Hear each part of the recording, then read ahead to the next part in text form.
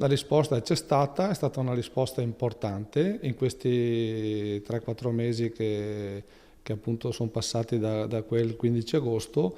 I cittadini di Bolzano Vicentino e anche i cittadini da fuori paese hanno aderito in modo importante a questa iniziativa di raccolta fondi e siamo arrivati alla considerevole cifra di 55.000 euro che è stata già suddivisa tra i 5 proprietari ed sono già stati fatti i bonifici. Il sindaco si era appellato ai suoi concittadini subito dopo l'incendio di Ferragosto scoppiato in questo condominio in via Dalla Chiesa.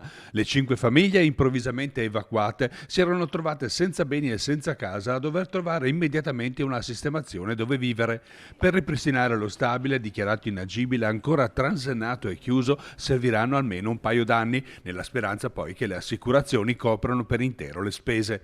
Gli 11.000 euro a testa per ogni capofamiglia sono intanto un gesto concreto di generosità non scontata che i cittadini di Bolzano Vicentino hanno voluto offrire. Ci siamo messi tutti nei panni dei ragazzi, insomma io conosco anche una coppia che abita lì e ci siamo un po' tutti messi una mano sulla coscienza, penso che il pensiero sia andato a tutti, anche chi non può magari economicamente aiutare, comunque il pensiero c'è stato. Sì, siamo assolutamente d'accordo. Sì, per tutti, anche per noi, anche per tutti, grazie. Che la popolazione abbia contribuito e sentito il bisogno di queste cose. Sì, in mezzo a momenti così, insomma, nessuno si è girato dall'altra parte. Esattamente, questo mi fa veramente piacere.